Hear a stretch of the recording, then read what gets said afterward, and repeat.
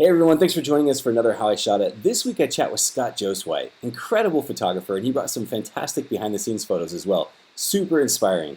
Now if you've ever watched these shows and thought, man, I wish I saw less of Trevor, well, you're in for a treat this week because about the first 10 minutes my camera doesn't work, so you get Scott flying solo. You just hear me kind of talking in the background, but Scott does an amazing job, and again, this episode is super inspiring, so enjoy.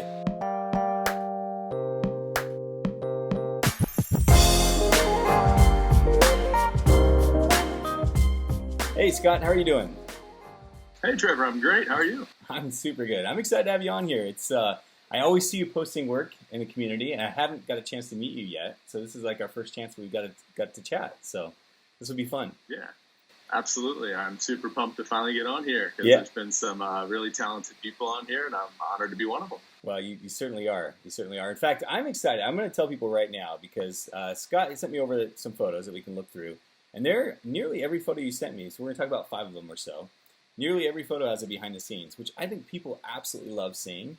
And it's one of those things that I think it draws people in to actually see not hear how it's described, not hear how the photo is taken, but actually see it as well. So I'm really excited about this episode. I think people are going to be really stoked about it. Yeah, I'm hoping all those help out. I know I'm always curious about seeing those from others, so hopefully this helps some people out. Yeah, awesome. So Scott, before we jump right into the first photo here, I want to make sure that everyone knows how to pronounce your name correctly. So it's Scott Josuweit. Is that correct? Yeah, Scott Josuweit, yeah. The spelling's a little bit difficult, but I always tell people just go with whatever comes out. It's probably going to be close enough. Excellent. And then your Instagram is smjphoto. Yep. And then your website is smjphotography.net. Yep, correct. Cool. So we'll have that pop up on the screen so you guys can go check it out. We'll make sure to put it in the captions below as well for those who are watching on YouTube or Facebook, and you guys can go click that and go check out Scott's work. Your work is incredible, Scott, and I can't wait to share these photos with everybody. So if it's cool with you, let's jump right into this first one. Absolutely, let's do it. Excellent. So Scott, this first photo, I've seen you post this before, but I've never seen the behind the scenes on it. I think it's absolutely phenomenal. So let's talk a little bit about the photo first and kind of how you created it. And then we'll show everyone the behind the scenes. Is that cool? Sure. So that photo, it was pouring rain all day, and so it was a barn wedding, and pretty much everything was planned to be outside, and unfortunately, of course, that meant everything got moved inside. And so we were cramped in this little barn, and it was a very tiny barn, and it didn't really have any areas for photos, and the couple was kind of worried about, like, hey, where are we going to do photos? Yeah. And I saw some little twinkle lights over by the bar. If you look closely in there, there's little tiny ones over on the left-hand side there. Yep. Those are from the bar. And they kind of looked at me where I wanted to do the photo and said, you're going to have the bar, you're going to have all these people, there's these water jugs over here, all those are going to be in the photo. And I said, well, in your vision, they're going to be in there, but not in my vision for what I'm going to do with this. Yeah. So basically, I just dialed down all the ambient to make everything go pitch dark, so that way I could expose for those lights on the bar. And then I also had my own little twinkle lights that I put in front of my lens. That's what gave those bigger bokeh balls that you see there in front. Yeah. And gave the couple a flash to hold, and basically just positioned them up against this back door that was right next to the bar. And so I used a yellow gel and gave them the flash, and they just held that right behind them. And then I just took it and just kept moving the bokeh balls around until I got them kind of in a position where exactly filled the frame the way I was looking for it to. Yeah. And I showed the couple afterwards, and they were like, what, how? And that's always one of the cool things I like to do, because MagMod allows me to kind of just alter people's reality and turn into something that they're just not expecting. That's my favorite thing to do as well, is to actually turn the camera around and show it to them, and they're just like, wait a second, like what? Like, how did you create that little world there, that little environment? That's fantastic. I love how the bartender's kind of looking at you like, what are you doing over here? Why am I in the photograph? Why am I over here? Yeah, that's awesome. Yeah, they're definitely looking at me like, what is this guy doing? Clearly, he's an amateur. He doesn't know what he's doing here. And I had to reassure them, like, you're fine where you are. I promise you, you're not in the photo. Your face is not going to show up. So the behind the scenes there wasn't the actual shot that was used, but it was the closest thing I could find to it when I was looking back through files. No, that's so. I love that kind of shows off what we did. Yeah, no, absolutely, it does, and I love this behind the scenes because it really gives everyone an idea of exactly how you can take an environment that really doesn't provide you much and actually create something really cool and memorable. And this is really one of those pieces of artwork that somebody could put in their house. You know, I always tell people it's the pose photos where they're, you know, the prom pose, homecoming pose, whatever, where they're looking at the camera. Those might be the shots that grandma likes or mom likes or whatever. But the shot that somebody's going to hang in their house, it has to be kind of an artistic shot. It has to have some kind of form of art to it. And this is one of those photographs where they could easily put it in their house and their friends see it and they're like, oh, that's cool. And then they look and they go, oh my goodness, that's you guys on your wedding day. Like, that's so cool. So really cool shot. Love it. Yeah, thanks, Trevor. So Scott, let's jump right over to this number 2. It looks like on this one too that you actually used some kind of gel of sorts. It looks like a very bland day that you made fantastic. Yeah, it was a very, very bland day. I was in Philadelphia, and we were kind of in the heart of downtown walking around and in this park. And the lighting was so flat. It was completely overcast. And whenever that happens, I know they're always just like, I'd love to get a little sun or a little bit of light flare in some of my photos. And, you know, obviously you just can't pull that off if it's just not there. But thanks to MagMod, you can now do that. So I threw a full CTO gel on a flash on a Godox 8200. And then I had my assistant basically put on like a big boomstick, which I actually have here. This is what I use for all of my stuff. It's nice. An Elling-Chrome. Mm-hmm. I've used it for years, and I'm still using it. It just works great. It's really nice because it has grips at the bottom to actually hold out. It's super lightweight too, which is nice. Yeah. So they just boomed that out in the very corner of the frame, and then basically I just keep kind of shooting through it to try to get that right flare, because it's a little tricky at times to get the flare to look just right. And basically you just keep going until I found the angle where it looked more natural. Because I didn't want it to look completely fake there. I wanted to look like, it was sunset at the park there. Yeah. So I learned from Matt Gruber, who's one of my good friends. He's the master of doing this, and I was just trying to do my best interpretation of it there. I love it. I love that shout out. Matt's a great photographer as well. Yeah. I always tell people it's not we don't do the spray and pray, but basically when you're doing one of those shots, you do actually want to shoot a whole bunch, because each time as you move your lens, and different lenses are going to flare differently. So keep shooting through it, because you might be looking and thinking you didn't get something, but in the end, you probably actually got a keeper in there too. Yeah. So I always tell people, keep shooting through it, and you'll get one that usually works in the end. Yeah. I also love how the light, the position of the light where you have it, you can see that some of it's bouncing off his white shirt and actually illuminating her face, giving that little extra dimension in her face, which I think is fantastic as well. Was that something you had in mind, or was that just a happy accident? A little bit of both. Yeah. It's something like that I know that definitely does help, because I always do try to angle it a little bit more off of the guy, because if anything, I want the hot spot to basically absorb into his jacket, and then the rest of the light to bounce off of his shirt and back into her face, because usually he's a little bit taller. Not always, but usually. So therefore it usually works a little bit better. But I know this day was a little bit warm outside, and my first few weren't quite working, and I think this was one of my last frames, and I was finally like, all right, I'm good now. That's awesome. Well, it's a great shot. So Scott, let's jump over to this next shot where you actually, it looks like a dance photo. And it actually is funny because when I saw it at first, I thought it was the same shot. Granted, it's different colors, but it was very similar to the one behind you, where this must be really popular out in Pennsylvania, using the kind of almost a cloud effect in the dance floor, right? Here, I'll scoot out of the way for a sec. So there you go. Show up there. That's a beautiful photograph as well.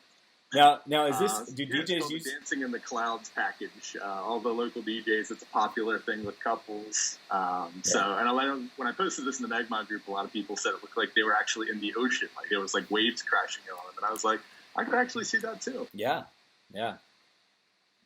So reception setups. I know a lot of people have asked me about it. I've posted about it a lot, but I know it's a tough thing for a lot of people. And this was a massive, massive venue out in New Jersey.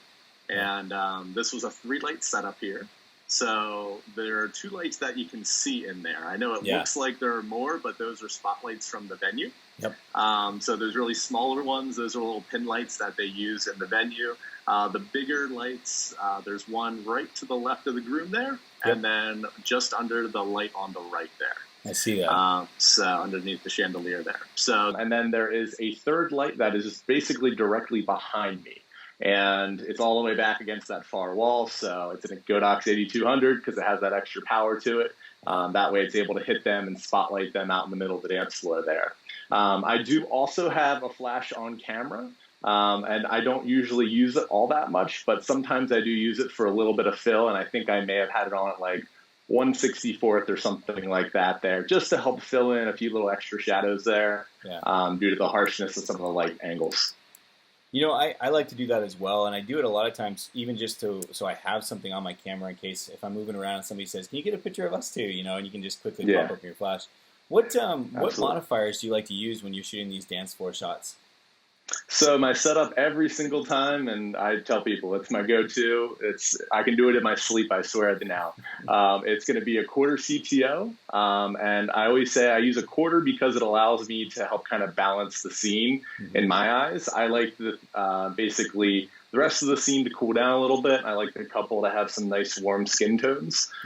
So especially when there's uplighting like there was in this room, that really helps push those colors. And I know a lot of people ask, like, did you saturate those colors, do all this? My editing style is kind of that way, but this really helps push it further more naturally, while keeping the couple more accurate compared to real life. Instead of making them go all blue or all orange, they fall on a nice in between there. And I also use grids. Every single shot I ever basically take is with a grid because I really like to control my light, and the grids just make it so easy and fast to be able to quickly basically spotlight every little spot on that dance floor that I really want to.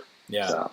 That's awesome. So then in summary, then you basically every single one of those flashes that's off camera, you have a quarter CTO and a MagGrid on it. Is that right? You got it. Every single one. Yeah. Awesome. So Scott, when you're shooting with a quarter CTO, is there a particular white balance that you like to dial into? So it depends on the room. Usually I'm anywhere from 4,500 to 5,000 Kelvin, usually somewhere in that ballpark, which still keeps things warm overall with the skin tones, which I generally like. So usually somewhere in that ballpark. Yeah, that's exactly where I'm at. Is usually I start around 45 and I might move it up a little bit. And the reason I ask that is because, like you're saying, obviously that room had some uplighting, some blue uplighting. But by cooling it down just a tad, you are saturating those blues, but you're also providing that warmth on their skin. So I'm the same way. I like a quarter or half CTO is typically like where I like to go. With a half, I might drop it down to 4,000 or so, maybe even lower. But that's awesome. It's a great photograph, man. I really love it, and I love the triangle lighting that you have there, because then you can essentially move around the room wherever you want, and they're always going to be lit up, right? So yeah, that's the idea with that. Because shortly after they had their first dance done, there was a hora as well. And having that pin spot lighting right there in the middle, when they throw them up on those chairs, you're in the perfect position to be able to shoot it from any angle. So if we didn't have the grids and we didn't have the quarter CTOs, it would be a very different look, and it wouldn't give all that moodiness to the room that the couple, I'm sure, spent a fortune on paying for. Yeah. So Scott, one last question on this image before we move to the next one is, you have that star effect in your flash. Are you shooting at a higher aperture, like f8, f16? Are you going way up there, or how is that that you're achieving that star effect? So I know some people do. Like I know Jared Gant, a very talented friend of mine. He definitely has done that for some of his shots. The weird thing is mine are actually at f4. And I know a lot of people have asked me about that, and some people don't believe me. And I'm like, I promise you it's at f4 there. And basically people have asked, how does that happen if we're only at f4? And generally, it's going to be down to kind of the lens that you're using. Some flare better than others. For all of these like wide-angle shots, I'm a Sony guy. So I have two Sony A9s, and then I'm using the 16 to 35 f4 lens. And so for some reason, that tends to flare pretty well with shooting light directly into the lens there. And then it's just kind of the angle of it. So like if you had looked at the whole gallery for this, there's a bunch of shots where it didn't flare. Just because even just a little movement to the side would completely change that flare look. So sometimes you just get lucky with it. Yeah, that's awesome. Yeah, I know the blades and the lens and things like that will help with, depending on what lenses. I know a lot of times for me, if I'm looking for that effect, I really do have to shoot up higher. So that's awesome that you're able to get that at f4. Very cool. Love this shot, man. So let's jump on to this next shot. It's shot number 4. You have this looks like a groom standing in front of this blue light and these really cool ceiling fixtures. Tell us about this photograph. Yeah, so I was second shooting for a friend of mine here, and obviously when you come into second shooting, you don't really know the couple yet, and so it's always a little tricky trying to gain trust and all, and I certainly pushed my luck when I told him we were going to go down this one random hallway, and he's just like, there's the laundry closet right there next to me, and I was just like, yeah, just trust me, this is going to be awesome. So I had seen this light fixture when we had come into this hotel, and the chandelier was just this really cool modern piece, and I loved how I had never seen anything quite like it, so I wanted to kind of showcase that. But this guy was kind of, he wanted something I know a little bit edgy, and so it's just like, let me go for like a James Bond type of look, with like spotlighting him, like they did in the movies. And so basically I actually climbed up on a chair and used the live view in my camera there and flipped the screen and basically held it up above my head and shot down and basically put a flash behind him. So whenever I'm doing these silhouettes, I always tell people, you got to expose for your scene first. So typically I'm at like 1/200, maybe f4, maybe even 5.6 to try to get a little bit more depth to whatever textures I'm looking to get. Yeah. And then ISO probably 50 or 100, as low as I can go to kill all that ambient. So basically I just dialed it in until I had that nice warm glow from the chandelier. And then I turned on the flash that I put behind him. So I had a full blue gel on a flash behind him there. And I just wanted to make sure I got a little separation between his arms, so he had a little gap in there. Yeah. And just had him look to the side, so he had that little cool posture and look to him there. And then just fired away until I got the look I wanted. And the blue was actually from some mirrors that were on the side of the hallway. Oh, wow. So if you look at the behind-the-scenes shot, which they'll toss in there, yeah. You'll be able to see that there were some mirrors on the side of the hallway. And I didn't notice it at first, actually. It was kind of one of those things where it just kind of dumb luck there. Yeah. And I looked and saw the light had actually reflected into those sides. And I was like, that actually works pretty well. That's cool.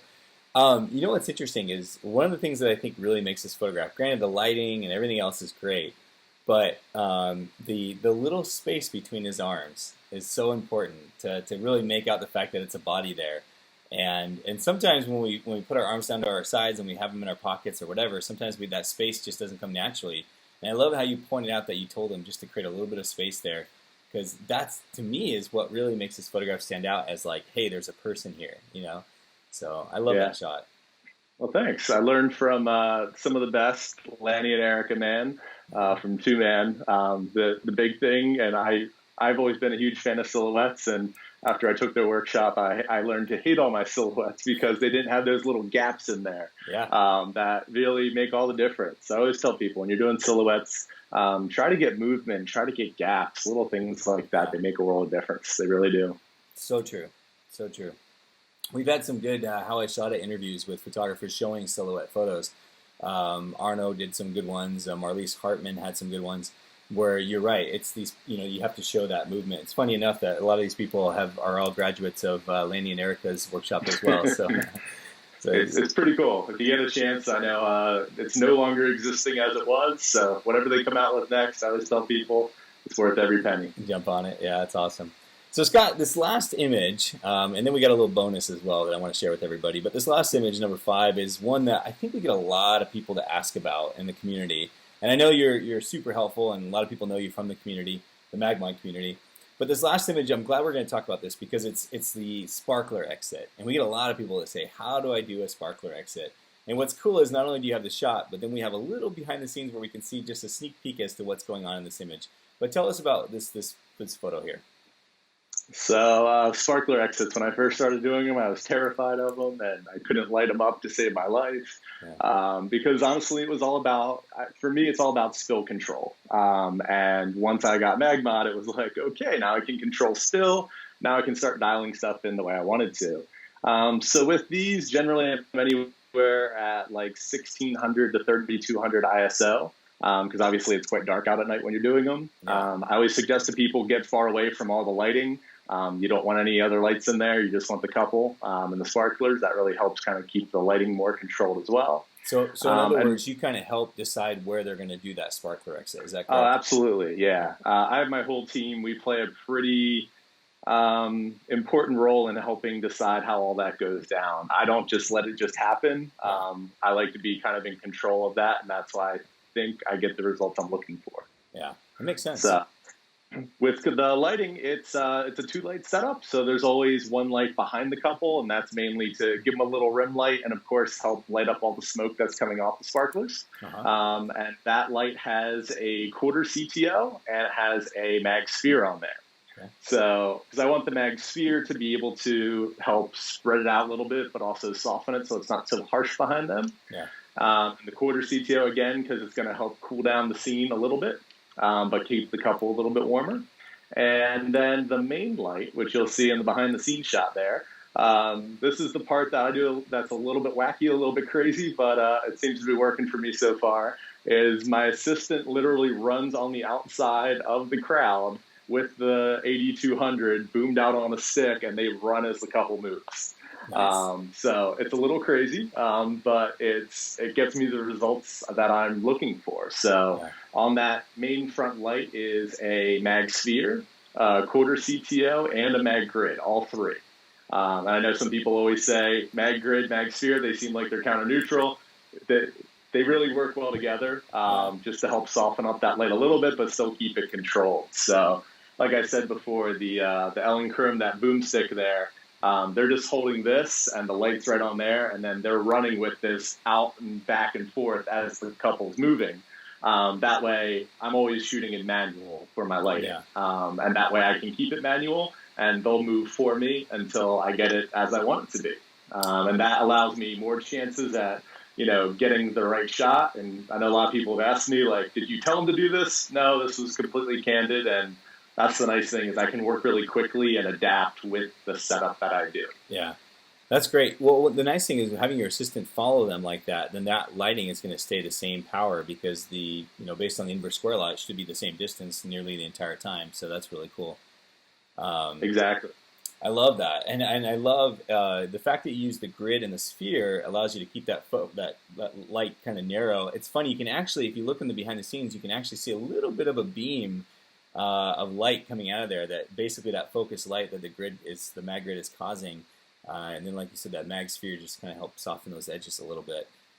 Fantastic shot, man! I really enjoy it. So yeah, thanks. This has been really cool because, like I said, a lot of times we don't have enough time to step back and just grab some behind the scenes, or when we're creatively trying to create something. I need to think of more creative words.